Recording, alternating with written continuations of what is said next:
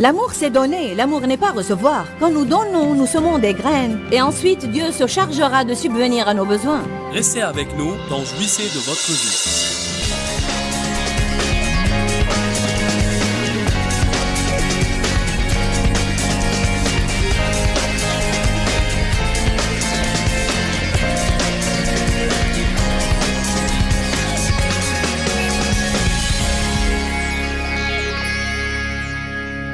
L'amour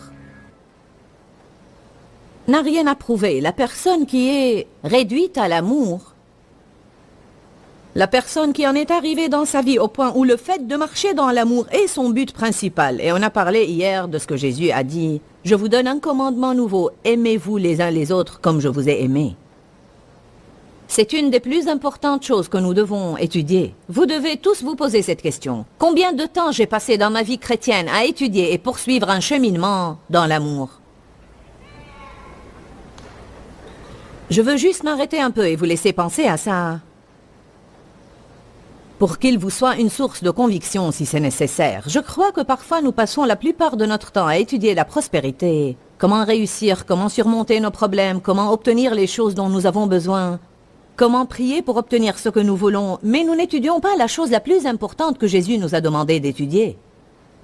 Imaginez jusqu'à quel point notre société changerait si tous les chrétiens marchaient dans l'amour. Nous n'avons même pas à parler du cheminement du monde dans l'amour, mais si tous les chrétiens marchaient dans l'amour, il y aurait eu beaucoup plus de chrétiens parce que le monde aurait voulu ce que nous avons si nous marchions vraiment dans l'amour. Et non seulement si nous avions un autocollant et un pin Jésus, mais si nous marchions dans l'amour. La Bible dit que l'amour n'est pas une théorie. Nous n'aimons pas en parole, mais en action. C'est une façon de se comporter. Cependant, quand une personne ne sait pas qui elle est, si elle ne sait pas qu'elle est aimée par Dieu, si elle manque de sécurité, ou si elle se sent mal dans sa peau, alors pour être honnête avec vous, elle ne peut pas marcher dans l'amour. C'est pourquoi vous devez tout d'abord recevoir vous-même l'amour de Dieu et laisser cet amour vous guérir de l'intérieur. Nous devons être guéris de l'intérieur. La façon dont nous pensons de nous-mêmes a besoin d'être guérie. La façon dont nous parlons de nous-mêmes a besoin d'être guérie. Nous devons nous libérer de la honte. Nous devons nous libérer des reproches. Nous devons nous libérer du mauvais traitement du passé. Nous devons ne pas prêter notre attention aux choses que les gens ont dites de nous. Et nous devons commencer à écouter ce que Dieu dit de nous dans sa parole. Quand j'étais petite, les gens me disaient que je ne serais jamais une bonne personne et que je ne ferais jamais grand-chose. Mais Jésus leur a donné tort. Mais il faut que vous n'écoutiez pas ces choses-là. Il faut que vous écoutiez la parole de Dieu. Nous ne pouvons pas aimer les autres à moins que nous soyons guéris de l'intérieur. Combien d'entre vous comprennent cela? Nous pouvons faire des actes d'amour et des choses pareilles, mais nous tombons toujours dans la mauvaise habitude d'avoir des relations pour prendre quelque chose au lieu d'avoir des relations pour donner quelque chose.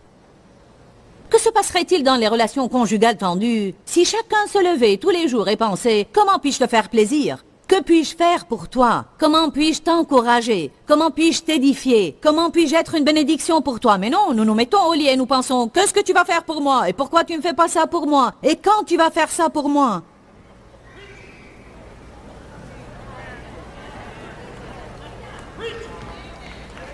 L'amour c'est donner, l'amour n'est pas recevoir. Quand nous donnons, nous semons des graines. Et ensuite, Dieu se chargera de subvenir à nos besoins. Mais nous jouons ces jeux stupides. Puisque tu ne fais pas ça pour moi, je ne ferai pas ça pour toi. Puisque tu ne m'édifies pas, je ne t'édifierai pas. Puisque tu ne me fais pas des compliments, je ne te ferai pas des compliments. Puisque tu ne fais rien pour moi, je ne ferai rien pour toi. Quelqu'un doit commencer à faire rouler la balle dans la bonne direction. Vous savez, ça doit être qui? Le chrétien plus mature. Vous n'êtes pas plus mûr si vous pouvez attendre plus que les autres. Vous n'êtes pas mûr spirituellement si vous pouvez attendre jusqu'à ce que quelqu'un d'autre vienne s'excuser auprès de vous. Je me rappelle du temps où j'ai commencé à lire la parole et Dieu a commencé à m'inciter quand je me disputais avec Dave, à m'excuser de lui et à régler toutes les choses. Et la fois suivante qu'il me demandait de m'excuser et d'arranger les choses, et la fois d'après il me le demandait encore, je lui disais « Seigneur, ce n'est pas juste, ce n'est pas mon tour, je fais ça la fois passée. » Montrez-moi un seul verset dans la Bible qui dit « Marchez dans l'amour si c'est votre tour. »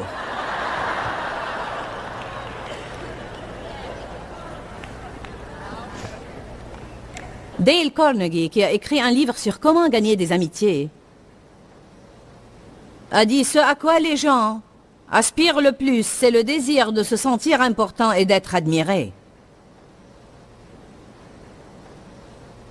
Mais je crois que ceci provient et est généré par l'insécurité et du besoin de prouver que nous avons une valeur.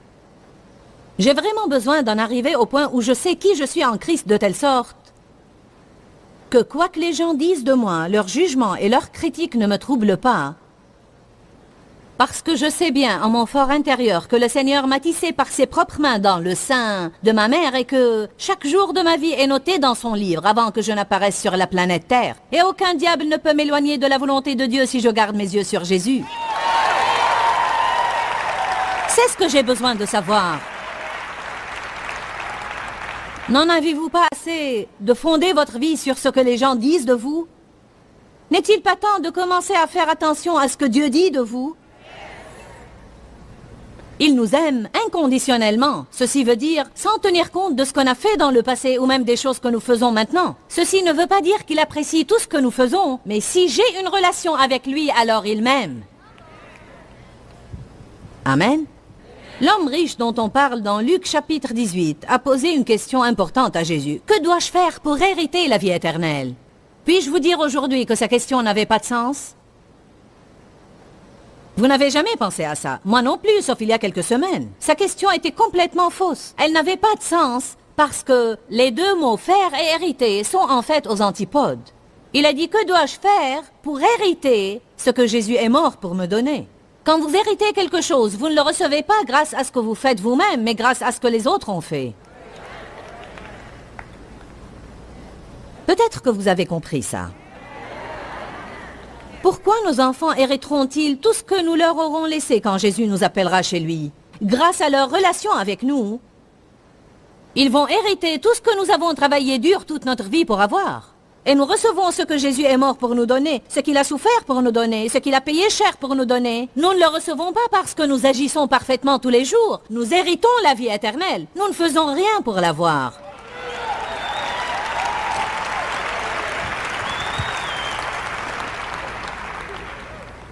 Une personne qui a été réduite à l'amour n'a rien à prouver. Elle a reçu l'amour de Dieu. Elle a reçu aussi la justice de Dieu. Je suis une personne juste aujourd'hui, et il en est de même pour vous si vous êtes nés de nouveau. Ceci rend les pharisiens fous. Comment tu oses dire que tu es juste par Jésus? Tu dois proclamer que tu es un verbe onarien. Pourri jusqu'à l'os, qui ne fera jamais grand-chose. Pauvre. Car tous ont péché et sont privés de la gloire de Dieu, et nous péchons tous les jours. Mais je remercie le Seigneur de ne plus avoir la conscience d'un pécheur, mais j'ai la conscience de la justice. Mes péchés sont pardonnés tous les jours, et je sais qui je suis, et les mots-clés sont en Christ. En Christ.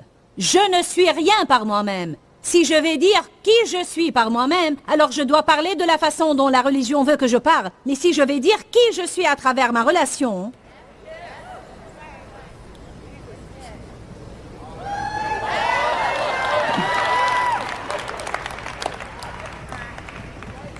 la Bible nous appelle des saints. Pourquoi? Parce que nous avons été sanctifiés de l'intérieur, dans notre esprit, là où Jésus habite. Il ne peut pas vivre dans une place à moins qu'il la purifie. Quand il est venu habiter en nous, il nous a purifiés d'abord. Alors il y a des graines de justice à l'intérieur de nous, et si nous les arrosons par la parole, elles se manifesteront. Elles deviendront de grandes plantes qui sortiront de nous pour que le monde puisse les voir. Mais d'abord, nous devons reconnaître ce qu'il y a à l'intérieur de nous, sinon ça ne sortira jamais de nous. Mais la religion dit, faites quelque chose pour prouver qui vous êtes. Mais Jésus dit, je ferai de vous la personne que je veux que vous soyez, et à partir de là, vous commencerez à faire ce qui est juste. Deux systèmes différents. La religion dit, voici les règles, obéissez, et il se peut que vous soyez juste avec Dieu. La Bible nous dit, je vous justifierai par la foi en Jésus-Christ, et je vous donnerai même la foi. Je vous justifierai par ma grâce et ma miséricorde. Par ma bonté, je vous justifierai auprès de moi si vous croyez en moi. Ensuite, grâce à tout ce que j'ai fait de vous, vous pouvez devenir quelqu'un. Pensez à ça. Une personne qui n'a rien à prouver n'a pas besoin de se comparer aux autres, ni d'être en compétition avec quelqu'un. Et frères et sœurs, croyez-moi, c'est la liberté absolue. Je n'ai pas à comparer mon don de prêcher à celui de quelqu'un d'autre. Je n'ai pas à me sentir déprécié parce que frère Marshall a fait ses études à Yale et a pris des diplômes supérieurs à Princeton, alors que je n'ai que le baccalauréat. Ceci ne doit pas me tracasser. Vous savez pourquoi? Parce que Dieu peut vous oindre que vous ayez fait des études ou non. Mais si je n'avais pas su qui je suis en Christ, ceci m'aurait effrayé. J'aurais senti qu'il y avait quelque chose qui manquait en moi, car si je n'avais pas ce que les autres avaient, alors j'avais un problème. Mais j'ai appris depuis que je n'avais rien à prouver. Parce que je sais qui je suis, je sais d'où je suis issu, je sais qui j'étais sans Dieu. Mais je sais aussi où je vais. Amen. Je sais bien ce que je suis censé faire et je fais de mon mieux tous les jours. Tous les jours, je commets des erreurs, mais à chaque fois, je vais de l'avant. Alléluia.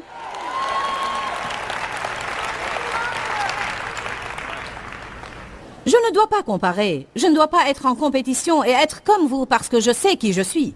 Peu importe si vous semblez un peu mieux que moi, si vous avez plus d'argent que moi, si vous conduisez une voiture mieux que la mienne. Peu importe ce que vous avez, je ne dois pas me comparer à vous parce que je n'ai rien à prouver. Maintenant, je prêche cela, mais est-ce que je le vis toujours? Non. Mais j'ai besoin de ça aujourd'hui. Alors si vous ne le voulez pas, je vais le prêcher à moi-même.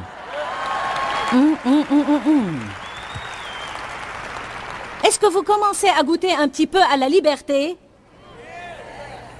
La merveilleuse vie que vous pouvez avoir si vous vous levez chaque matin sans avoir à passer votre journée à prouver que vous êtes bien.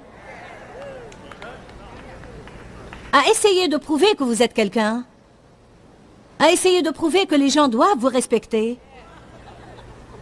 À essayer de pousser les gens à vous traiter bien pour que vous vous sentiez bien. Si je n'ai rien à prouver, alors je suis libre d'aimer les autres.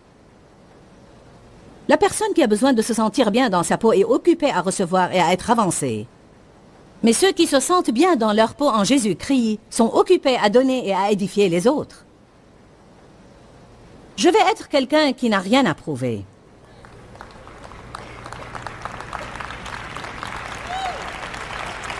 Une des premières choses qui arrive quand vous êtes quelqu'un qui n'a rien à prouver, c'est que vous êtes libre d'aimer même vos ennemis.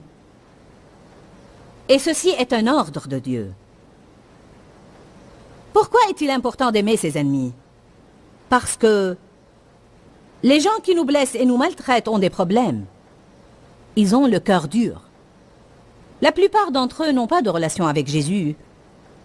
Et ils ont besoin de voir de l'amour. La Bible dit que quand vous aimez vos ennemis, vous amassez des charbons ardents sur leur tête. On a compris cela de travers pour longtemps. Ceci n'est pas une punition. Si vous lisez les notes dans la Bible amplifiée et vous essayez de savoir ce que ces charbons ardents sont, ils représentent l'amour qui a tendance à attendrir les cœurs durs. Je l'ai vu agir dans ma vie. Je peux prouver que si vous aimez quelqu'un pour une longue durée de temps,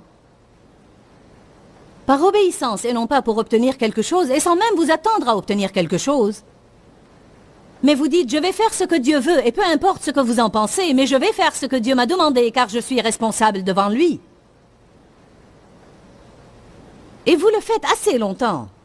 Vous verrez ce que 1 Corinthiens 13:8 dit, que l'amour ne périt jamais. Allez à Matthieu 5.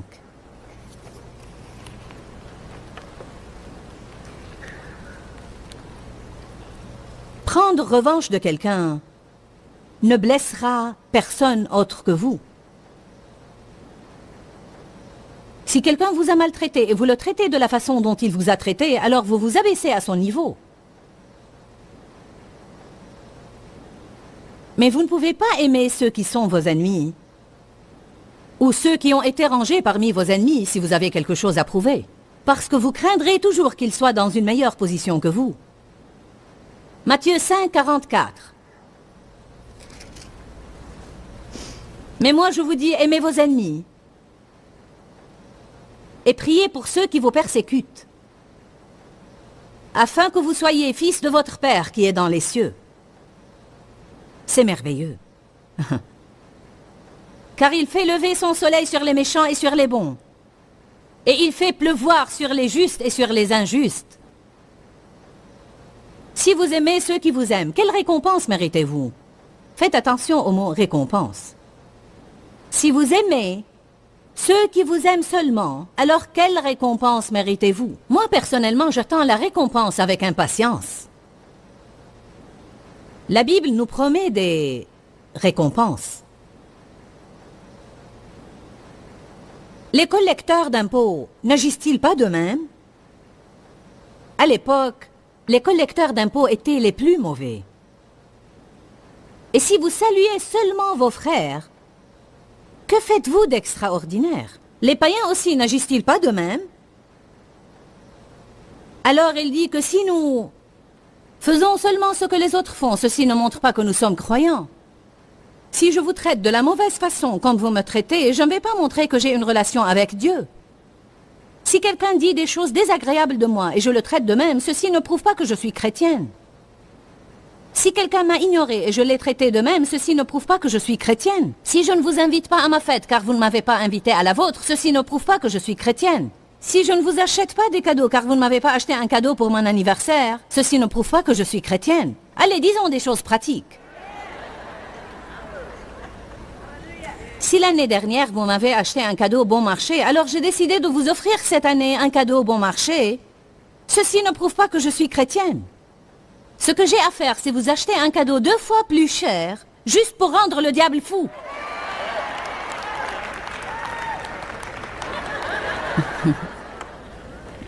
J'ai appris quelque chose de malheureux, et c'est que la plupart des gens sont des preneurs.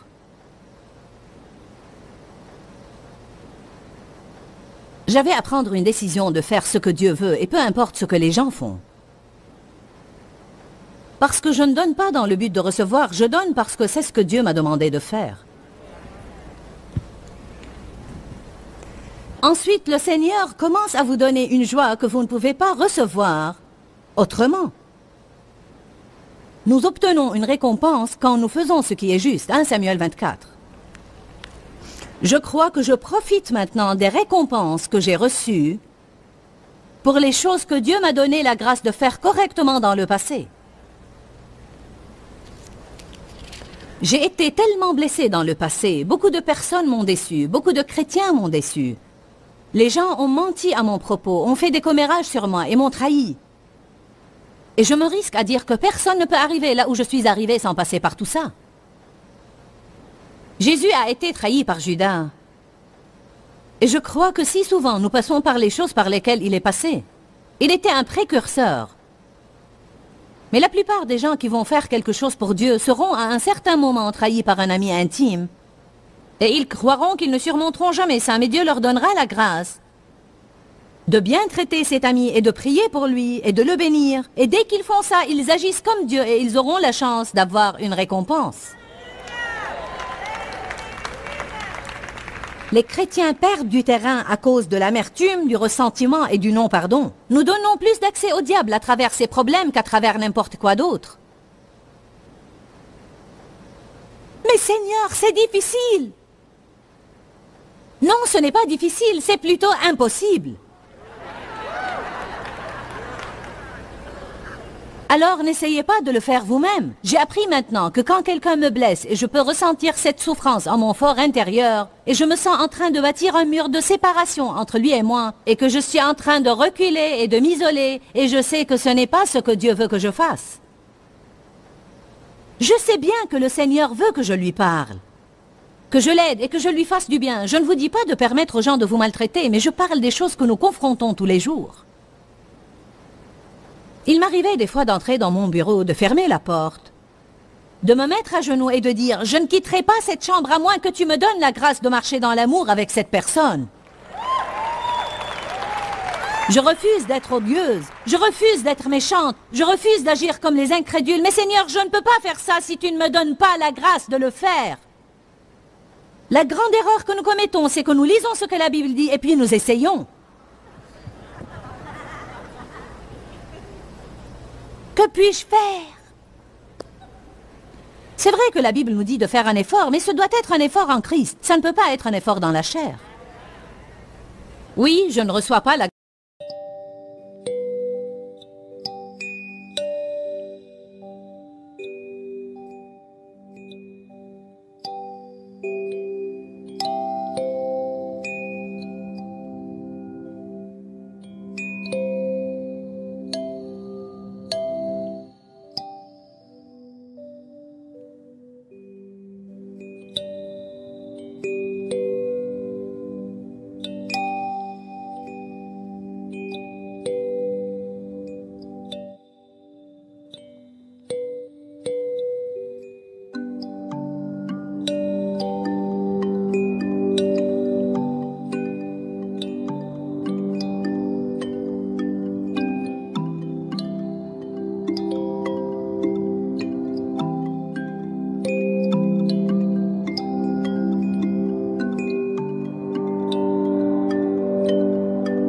grâce de Dieu vainement. Même quand il me donne sa grâce, il y a toujours des pas de foi que je dois faire. Mais si j'essaye de faire ces pas sans sa grâce, je ne réussirai sûrement pas.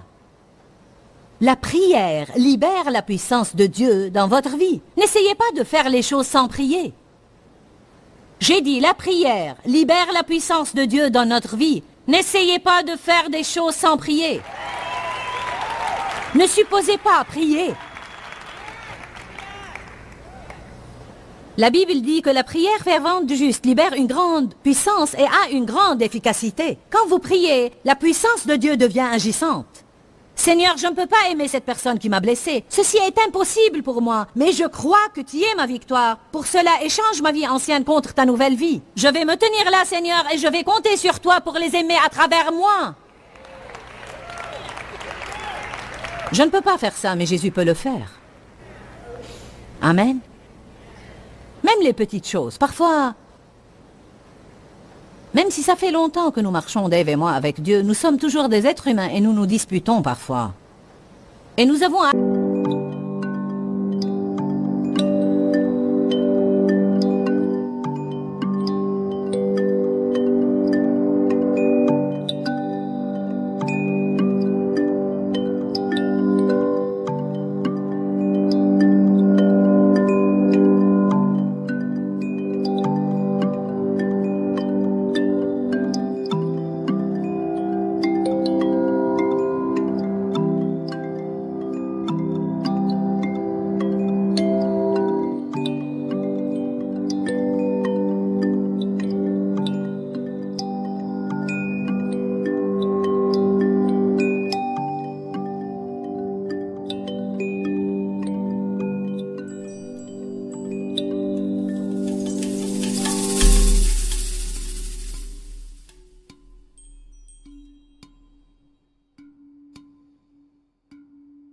appliquer ces mêmes principes que nous enseignons aux gens, et tout être humain aura à faire ça tant qu'il est dans cette chair.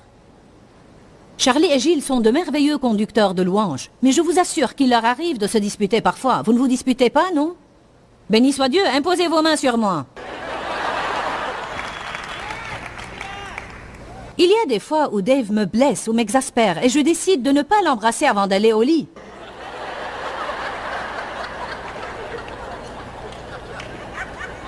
Et il y a des fois où je dois dire « Bon Seigneur, je vais obéir à ta parole et je vais mettre mes lèvres sur sa joue. »